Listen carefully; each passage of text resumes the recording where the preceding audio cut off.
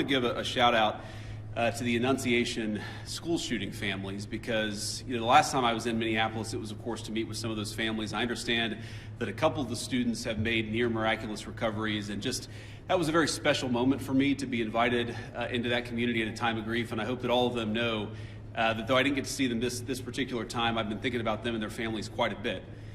Now, to talk about what I am here to do, which is federal law enforcement to enforce our immigration laws, I want to say just a few things. First of all, I wanted to meet with business leaders, with ICE officers, with local law enforcement to try to understand a little bit better what's going on so that we can tone down the temperature a little bit, reduce the chaos, but still allow us as a federal government to enforce the American people's immigration laws. That is the purpose of my visit. Now, this is step one or step two of that process. There's going to be a lot of work that follows through from here. I'm happy to talk about that, but I think I learned a few things that were very important. So number one of the things I learned is that the guys behind me are doing an incredible job, and frankly, a lot of the media is lying about the job that they do every single day. Now, it doesn't mean that there aren't occasionally stories out there, there aren't occasionally videos out there that suggest that these guys, or at least some of the people who work for them, are not doing everything right. But very often, if you look at the context of what's going on, you understand that these people are under an incredible amount of duress, an incredible amount of chaos, and because of a few very far left agitators, a lot of these guys are unable to do their jobs without being harassed, without being doxxed, and sometimes without being assaulted. That's totally unacceptable. And that's one of the things that I want to send a message to is, yes, come out and protest me, protest our immigration policy, but do it peacefully. If you assault a law enforcement officer, the Trump administration and the Department of Justice is going to prosecute you to the fullest extent of the law. And I wanted to show some support for these guys who, frankly, are operating in a very, very tough environment. I heard a lot of stories today about that I think drives home just how chaotic the environment on the ground here has already gotten. For example, did you know that within the last, I think, week or so, maybe even more recently than that, you had a couple of ICE officers who were off duty, who had been doxxed online, who were sitting and having a meal at a restaurant in Minneapolis when a bunch of agitators showed up, locked the door, made them feel like they were in danger for their lives, and then, of course, it was federal law enforcement officers who had to come up, lower the temperature on the situation, and actually get those two off-duty officers to a point of safety. Now imagine, if you would, your life and your perspective on law enforcement if you can't even go to a restaurant without some agitators locking the door and making you feel like your life is in danger.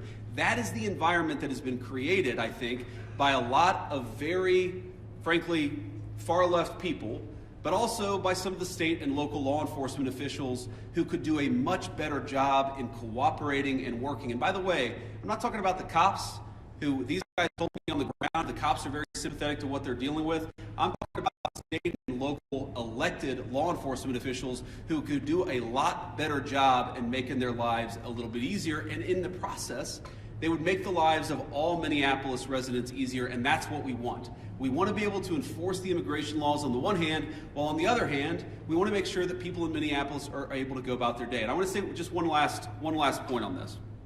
So I heard from a business leader today. He told me a very tough story, and I think so much of what's gone wrong in Minneapolis is people not trying to understand the perspective of somebody else. Try to understand what somebody else is experiencing, whether they're a law enforcement officer or anybody in the community here in Minneapolis. So they told me a story about this manufacturing facility where an illegal immigrant was being arrested, and as these employees are going into the manufacturing facility, all of a sudden an illegal immigrant shows up, they don't know it's an illegal immigrant, and then a bunch of ICE officers descend. Now these people just want to go to work, they want to go to work safely, and now all of a sudden there's a major law enforcement operation happening right outside their place of business. Now from one perspective, I certainly understand why a business leader or why an employee would say, whoa, what's going on? It's a little scary no matter your position in life if a bunch of cop cars show up and they're arresting somebody. Now the additional context is that we know that people online have been encouraging illegal immigrants that one way they can evade arrest is by showing up at a legitimate place of business, making it impossible for these guys to actually enforce our immigration laws. So while I can understand the perspective of somebody who doesn't want to see an arrest happen at their place of work, I can also understand the perspective of our immigration enforcement officers who have to do their job and can't allow a heckler's veto over our immigration enforcement. And so much of what's gone wrong is the failure to do that. And here's the point. We can do a good job of enforcing our immigration laws without the chaos, but it actually requires the cooperation of state and local officials.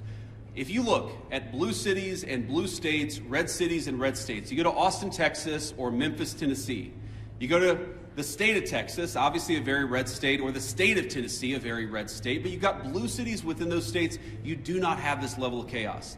The reason why things have gotten so out of hand is because of failure of cooperation between the state and local authorities and what these guys are trying to do. We have a ton of resources, a ton of ICE agents in this city right now that I would rather us not have. I'd love to send those guys home. They're not even doing targeted immigration enforcement. They are trying to protect ICE officers who are doing immigration enforcement, because when a crowd surrounds them and these guys call 911, the local officials, the local cops have been told to stand down. So we have people here who aren't even doing immigration enforcement, they're doing force protection. So that if a rioter tries to ruin the life or assault an ICE officer, they're actually protected. Now, why doesn't it make more sense for the local cops to get involved in that situation? Why not just have the mayor or the local officials tell the police officers, you know what, if an ICE officer is being assaulted by a far-left agitator, you are invited, you should actually help him. That's what would work out in any normal situation, and that's what happens in nearly every jurisdiction, red or blue, in the United States of America. The reason it hasn't happened here is because the local authorities have been told, stand down, do not help ICE, promote violence, promote the agitation, but don't do anything to lower the temperature and lower the chaos. That's a problem. Here's another example of how the lack of cooperation between state and local officials makes it harder for us to do our job and turns up the temperature. Let's say, for example, we have a criminal migrant who is a sex offender. And let's say that we've got to go and arrest that person who, Democrat or Republican, wants a sex offender living in their community. I would assume, I would hope that most people don't. But because they're an illegal alien, we don't know their last address. We may have known their address 3 years ago, but we don't know their address now. What we'd like to do is talk to local officials and say, you know what, according to the Medicaid rolls, where was the last address this person was domiciled? Or according to a SNAP application, a food stamps application, maybe that could give us insight to where this person is today. Or maybe they had some local court trouble. We could go to the local courthouse or even the local jail and try to find where this criminal sex offender is today. The local authorities have been told, do not cooperate. So these guys are trying to go out and enforce the law. They're trying to arrest sex offenders, but they're trying to do it in an environment where local officials have been told, do not help them, do not provide intelligence about where these sex offenders might be. This is disgraceful.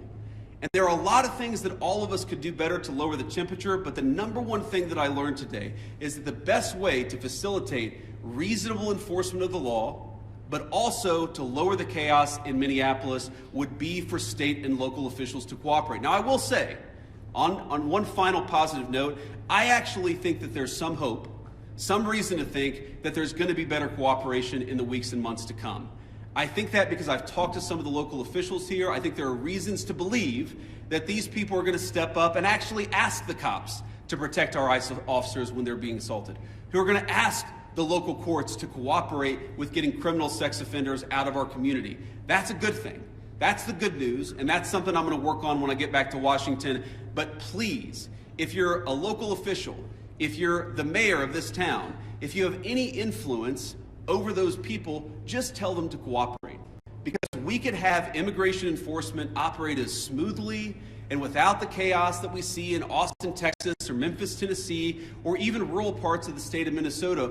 All we need is a little cooperation. I guarantee you, we're going to do the best to be professional, to respect people's rights, to not do anything that we don't have to do in order to enforce immigration laws, but it would make our lives a lot easier, it would make our officers a lot safer, and it would make Minneapolis much less chaotic if we had a little bit of cooperation from the state and local officials. With that, I'll shut up and take some questions. Thank you, guys. Vice President Vance, a local school district here is alleging ICE agents detaining a 5-year-old after preschool on Tuesday. We've also seen multiple American citizens detained by ICE from harassed by ICE in the last 6 weeks. Are you proud of how your administration is conducting this immigration crackdown here in Minnesota right now? Well, I'm proud of the fact that we're standing behind law enforcement, and I'm proud of the fact that we're enforcing the country's laws. But, you asked a question about this 5-year-old kid. I actually saw this terrible story while I was coming to Minneapolis. We just left Toledo, Ohio this morning for an economic messaging event. And I see this story, and I'm a father of a 5-year-old, actually, a 5-year-old little boy, and I think to myself, oh my God, this is terrible. How did we arrest a 5-year-old? Well, I do a little bit more follow-up research. And what I find is that the 5-year-old was not arrested, that his dad was an illegal alien, and then when they went to arrest his illegal alien father, the father ran. So the story is that ICE detained a 5-year-old. Well, what are they supposed to do? Are they supposed to let a 5-year-old child freeze to death? Are they not supposed to arrest an illegal alien in the United States of America? If the argument is that you can't arrest people who have violated our laws because they have children, then every single parent is going to be completely given immunity from ever being the subject of law enforcement. That doesn't make any sense. No one thinks that makes any sense. Now, there are so many of these cases like that where if you just understand the context, there have been a number of situations that I've looked into personally where I say, wait a second, we don't want ICE arresting American citizens. They're supposed to be enforcing the immigration laws against illegal aliens. So then I look into it and I find out that the American citizen who was arrested took a swing at an ICE officer. You can't have that happen. And of course they have to defend themselves. And of course they have the right to detain somebody who assaults a law enforcement officer. Now, this is my point. Do we want these things to happen? Do we want these arrests to be so chaotic? No, we don't. These guys want it least of all, but if we had a little cooperation from local and from local and state officials, I think the chaos would go way down in this community. President! Go ahead. After the Renee Good shooting, sir, the administration seemed to suggest... Yeah, well, you can go next. Oh, no, I'm sorry. I thought you pointed it No, out. that's fine. I'll take both. After the Renee Good shooting, sir, the administration seemed to... After the Renee Good shooting, the administration seemed to suggest that ICE officers enjoyed near complete immunity. But today you told the Washington Examiner that when appropriate, the administration might take disciplinary actions against ICE agents. So is that a change of opinion? And if so, why the change in tone?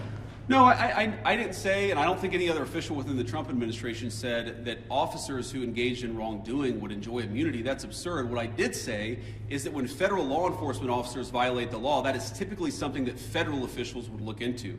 We don't want these guys to have kangaroo courts. We want them to actually have real due process, real investigation, because again, sometimes they're accused of wrongdoing, and it turns out when you learn the context, they didn't actually do anything wrong. But of course we're going to investigate these things. Of course we're investigating the Renee Good shooting, but we're investigating them in a way that respects people's rights and that ensures that if somebody did something wrong, yes, they're going to face disciplinary action, but we're not going to judge them in the court of public opinion. I've spoken at length on this particular case. I think that Renee Good's death is a tragedy. I also think that she rammed an ICE officer with her car. So the tragedy here is multi-layered. The tragedy is there was a misunderstanding. The tragedy is that Renee Good lost her life. The tragedy is that you have ICE officers who are going into communities where they're worried that if they call 911, no one's going to come to help them. That is what produces this terrible situation, and it's something state and local officials here in Minnesota could solve. Mr. Yes, sir. Could you give us a message towards the March for Life tomorrow, especially regarding this cooperation and family values? It's a shame the kids have to get caught up in all this, and towards that. Sir. Well, it is a shame that kids have to get caught up in this. I am speaking at March for Life tomorrow. I'm pro-life, and I'm very excited to speak there. I want to talk about local law enforcement, but I am. As a child, I saw people in my family get arrested. It's terrible. It's heartbreaking, it's chaotic, it's traumatic for the kids. I can recognize that, and I can recognize that we got to support these kids, while on the other hand saying that just because you're a parent doesn't mean that you get complete immunity from law enforcement.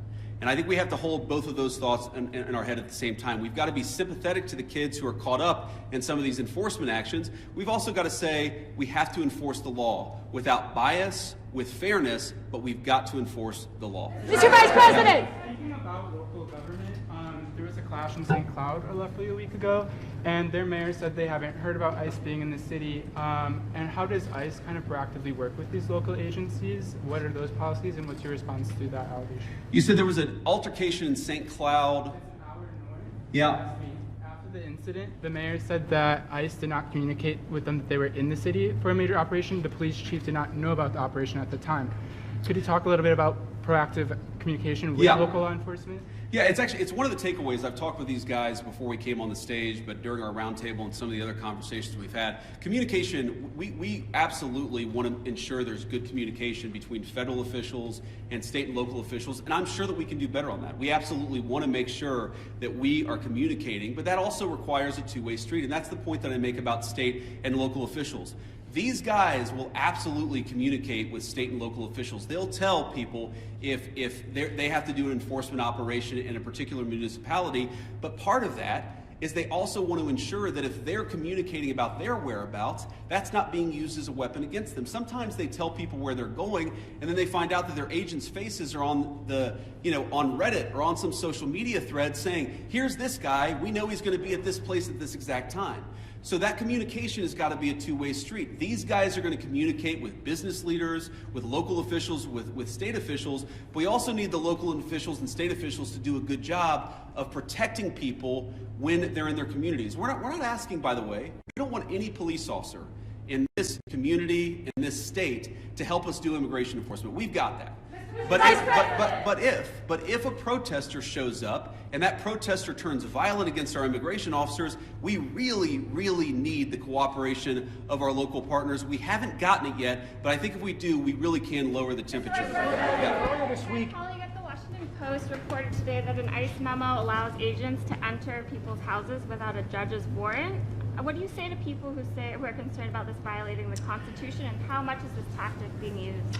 Yeah, so I saw that story, and the story is like so much that I read in the mainstream media. It's missing a whole lot of context, and when you appreciate the context, it makes sense. No one is saying, look, there are exceptions. For example, a crazy exception, if somebody is fired at from inside a house, they don't need a warrant to go inside that person's house. There are very narrow exceptions to the warrant requirement where law enforcement officers don't need a warrant if, for example, they're an imminent threat of their lives. But what we've said and what ICE has proposed, what the Department of Homeland Security really has proposed in the Department of Justice, is that we can get administrative warrants to enforce administrative immigration law. Now, it's possible, I guess, that the courts will say no, and of course, if the courts say no, we would follow that law, but nobody is talking about doing immigration enforcement without a warrant. We're talking about different types of warrants that exist in our system. Typically what happens, not always, but typically in the immigration system, those are handled by administrative law judges, so we're talking about getting warrants from those administrative law judges, and then of course, with other cases, you get judges, or you get warrants from a judge. That's very consistent with the practice of American law. I'm sure the courts will weigh in on that, but we're never going to enter somebody's house without some kind of a warrant, unless, of course, somebody's firing on an officer or they have to do something in order to protect themselves. Follow up on that. Do you believe that you can forcibly enter with an administrative warrant, or would that be a violation of the Fourth Amendment? Well, our understanding is that you can enforce the immigration laws of the country under an administrative order if you have an administrative warrant. That's what we think. That's our understanding of the law. That's our best faith attempt to understand the law. Again, this is something courts will weigh in on. I won't speak to that. But yes, most immigration law in our country is not done through the criminal system with the judge. It's done through the administrative law system. We're going to continue that practice just as they did in the Biden administration or any other administration. Was there anything that you heard or saw today that would cause you to counsel the president to invoke the Insurrection Act? And then also, did you meet or talk to the ICE agent who was involved in the Renee Good incident? I did not talk to him today. I talked to some of his colleagues. Your question on the Insurrection Act is interesting. I've tried to understand this as well as I possibly could, and my understanding is what the Insurrection Act, what invoking the Insurrection Act would allow the federal government to do, is that it would allow the federal government to use the military for local law enforcement operations. Right now, we don't think that we need that. Now, the president could change his mind. Of course, things could get worse. But right now, we think that federal law enforcement officers can do the job of federal law enforcement. Now, what I do worry about, again, is if the chaos gets worse, if more and more ICE agents start getting assaulted, if other law enforcement officers start getting assaulted, that would be a real problem. But again, we have so much federal law enforcement resources here right now. We have so many people here that we do not want to have here. I do not want so many ICE officers in Minneapolis right now. I mean, good Lord, it's really, really freaking cold outside. But they're here not even to enforce immigration laws, but to protect the people from the rioters. That's an absurd state of affairs, and we wouldn't need it if we had a little bit more cooperation from the Minneapolis Police Department. Again, the Minneapolis Police Department, my understanding is that the actual beat cops on the ground, they would love to help out, but they're being told by somebody, I don't know if it's Mayor Frey, they're being told by somebody not to cooperate at all. What kind of a person tells their local police don't protect somebody if they're being assaulted by a rioter? It's crazy, and it's got to stop. Yes. Earlier this week, local law enforcement accused federal agents of racial profiling. Why are there so many U.S. citizens being caught up in this operation? Well, I think your question assumes something that's not necessarily in evidence, which is that when there are American citizens who have been caught up in some of these enforcement operations, very often it is people who have assaulted a law enforcement officer. They're not being arrested because they violated the immigration laws. They're being arrested because they punched a federal law enforcement officer. That is a totally reasonable thing. Now, to the accusation of racial profiling, look, it's something that we take very seriously. We will take accusations of racial profiling back to Washington. We'll certainly look into them as they come up. But this is not a group that's going around and looking for people who violated the law based on skin color. They're looking for people who violated the actual law, the law of our immigration system in this country. And so long as we had more cooperation, I think they could do these things in a much more targeted way. They would actually know where some of the bad guys are. I mean, again, you hear things that are hard to believe, but I've confirmed that they're true. Sex offenders who we're trying to get off the streets, who the local officials won't tell us their last known address. So then the local officials say, oh my God, these guys are doing widespread targeted enforcement operations, when in reality, we would love to just go to one house. The local officials won't tell us which one house to go to. Mr. Vice President. To that question, the local police chiefs have said their own off-duty officers, so police officers, are being targeted because they are a person of color and asked to show their papers. Is that a concern of the administration and the Department of Homeland Security if local law enforcement says their own officers are being targeted, and they described it as, quote, civil rights violations in our streets? So I saw one story about this and one local police officer who said this, and look, certainly is it a concern? Absolutely. The first thing we have to figure out is whether it happened or not. And then if it happened, whether there is a good explanation or a bad explanation. And of course, if somebody violated the law, if somebody racially profiled, if somebody violated the rights of one of our fellow citizens, that is something we will take very seriously. What I also would say is that many of the most viral stories of the past couple of weeks have turned out to be, at best, partially true. So we want to try people based on reality, based on the truth, based on context. We're not going to prejudge people just because of a viral social media story that turned out to be half false. President, a quick question about the roundtable you just had. I presume that happened. Did you invite anybody with an opposing point of view to get an idea of why people are upset here? And just as a quick follow-up, have you reached out to Governor Walz at all in an attempt to turn down the temperature? So I haven't talked to Governor Walz on this particular trip. A number of members of our administration, I believe our chief of staff, spoke to the governor and has been in constant contact with his staff over the past week.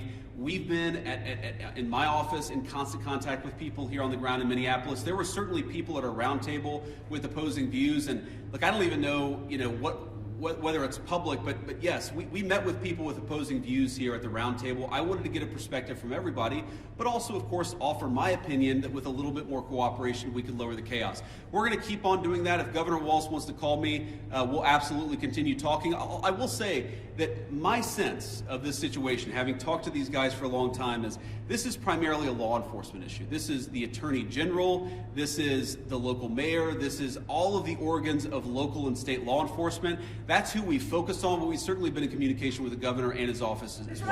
Vice President. Yeah. So local law enforcement obviously hasn't been really helping out with the agents who've been assaulted repeatedly. What's the plan if nothing changes there here locally and this operation has attracted thousands of agents? Are there any plans to go to any other cities from here? Well, right now we're focused on Minneapolis because that's where we have the highest concentration of people who have violated our immigration laws, and that's also, frankly, where we see the most assault of our law enforcement officers. I mean, our plan is very simple. If you assault a federal law enforcement officer, we're going to do everything that we can to put you in prison. It's very simple. And most of these protesters, as much as I may disagree with their politics, most of them have been peaceful but a lot of them have not been peaceful. And if you go and storm a church, if you go and insult a federal law enforcement officer, we are going to try very hard. We're going to use every resource of the federal government to put you in prison. Respect people's rights. Respect people's rights to worship. Respect people's rights to do their job without being assaulted. If you follow that basic principle, the Trump administration is doing everything that we can to protect your rights. But if you go after somebody, if you assault somebody, if you make a 9-year-old girl cry because you walked into her church and harassed her, we're going to go after you with every single tool that we have. Yeah. With NBC News, sir. Your administration has said repeatedly this is about safety, about making Americans feel safer. So what do you say to people here in Minnesota who say it's the overwhelming presence of ICE officers and federal officers and their tactics that are making them feel less safe? Well, one thing I would say is, first of all, we saw in 2025 the biggest one-year drop in murders in the history of the United States of America. Significant reductions in violent crime. The reason why we have less violent crime is really two reasons. Number one, because we're enforcing the immigration laws and getting very violent criminals out of our country. And number two, because we're enforcing our criminal laws and putting guys who assault and murder behind bars. This is part of a broad effort to make us safe. And the chaos that people are seeing, and I understand there is frustration of the chaos, I'd say that we're doing everything that we can to lower the temperature, and we would like federal and state and local officials to meet us halfway. Are you saying that they're not perceiving it correctly? Are you saying that they're not seeing that it's the tactics or the presence of the officers that are Look, I'm sure that people are seeing a lot of things that would make any member of our national community feel very upset, but I also think that if you understand this in context, this is the inevitable consequence of a state and local government that have decided that they're not going to cooperate with immigration enforcement at all. In fact, they're going to aggressively not cooperate. So here's a basic illustration of this. If you are an ICE officer and you have to arrest a person who's committed assault and is also an illegal alien, but the state and local officials won't help you identify that person, many of the things that people in Minneapolis are seeing that give them pause, that frustrate them, that worry them, that make them feel like things are too chaotic, many of these things are coming from the fact that there's no cooperation with state and local law enforcement. And I guess what I would tell people, again, many of whom are justifiably concerned and worried about what they're seeing in their communities, is why are we not seeing it anywhere else? We're seeing this level of chaos only in Minneapolis. LA and Chicago, we had some problems there. Pretty much every jurisdiction where these guys are operating, you don't see the same level of chaos, you don't see the same level of violence, you don't see the problems that we're seeing in Minneapolis. Maybe the problem is unique to Minneapolis, and we believe that it is. And it's a lack of cooperation between state and local law enforcement and federal law enforcement. ICE has been operating here for years with less pushback than we're seeing right now. And even the St. Paul police chief recently said, is there not a way to find common ground without scaring the hell out of people in the community? Those are his words. And I just wonder, with this Operation Metro Surge, is any part of it meant to send a form of political message to the leaders here in Minneapolis and the state of Minnesota? And I know you talked about you've been in touch with the governor's offices and the mayor's offices, but why have you not been able to speak to them directly? Have they not been willing to do so? Well, look, I have spoken to some of the people in Minnesota directly. I spoke to some of them today. I've spoke to others in the past. And again, our staff has been in very direct contact with pretty much every official with any influence or any power in Minneapolis. But no, we're not trying to send a political message. We're trying to enforce the law. And unfortunately, what has happened is that as we've enforced the law, there's been this weird reaction, again, unique to this city. This is not a common thing across the United States of America. There's been a very unique, very Minneapolis-specific reaction to our enforcement of federal immigration laws. What I'm trying to do here today is understand why that is. What is it about Minneapolis that has become so chaotic? What are the specific types of cooperation that we need? Look, I don't need Tim Walz or Jacob Frey or anybody else to come out and say that they agree with JD Vance or Donald Trump on immigration. I just don't need that. What I do need them to do is empower their local officials to help our federal officials out in a way where this can be a little bit less chaotic and it can be a little bit more targeted. Like if we're trying to find a sex offender, tell us where the guy lives. Simple things like that, simple changes in how they're approaching immigration enforcement would make this work a lot better. It would make Minneapolis' streets a lot safer, and it would make this whole thing a lot less traumatic for this community. I'll take one more question. Mr. Vice President. You've said that it's time to turn down the temperature. Does that include changes to both ICE and CBP tactics that we've seen employed on the streets, including less than lethal tactics, pepper spray, pepper balls? Beyond that, what is the federal government's role in turning down the temperature? And the Minnesota Department of Corrections says that its own officers have been cooperating with ICE all along, handing over criminals once they serve their sentences to ICE officials. Can you concede that there is some cooperation with the state? Yeah, look, if I was going to list the 5 agencies locally and statewide that I'm most worried about, I wouldn't put the Department of Corrections on that list. I think that while there are certain things we'd like to see more from them, they've hardly been the worst offenders. You agree with that, guys? That's a fair assessment. But I think you talked about tactics and you talked about the response to things. Look, we don't want to employ tactics that we don't employ the kind of tactics that are only necessary when violence is committed against officers. That is these guys' directive, and that's what we're going to try to do. And again, the president said this a couple of days ago, whenever you have a law enforcement operation, even if 99.99% of the guys do everything perfectly, you're going to have people that make mistakes. That is the nature of law enforcement. What I do think that we can do is, working with state and local officials, we can make the worst moments of chaos much less common, and all they've got to do is meet us halfway. These guys want to communicate with them. They want to talk to the local business leaders. Many of these guys, many of the people standing behind me are members of the Minneapolis community. Many of the officials that I met today who work in federal immigration enforcement, this is their home.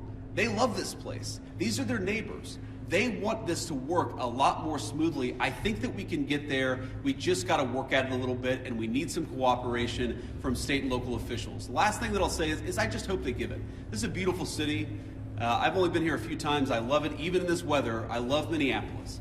We could do a lot better. We could do a lot more with more cooperation. The Trump administration, the directive that I got from the President of the United States is meet these guys halfway.